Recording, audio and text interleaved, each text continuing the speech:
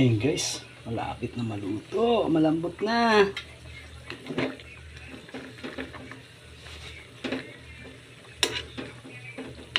Pork nilaga.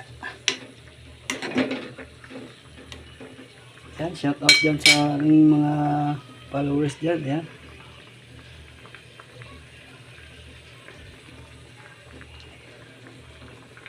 Ayan guys, magandang tanghali sa inyo lahat dyan. Ayan. Dahil may nag-request na naman sa akin ngayon na gusto niyang kumain ng nilaga na may mais. Ayan. Ayan, style bulaluto guys. So nga lang, laman ng baboy ito, pigi. Ito guys, napakaswabe ito, napakasarap nito. Kasi maliit lang ito na kaldero, konti lang ang sabaw, tapos marami ang laman.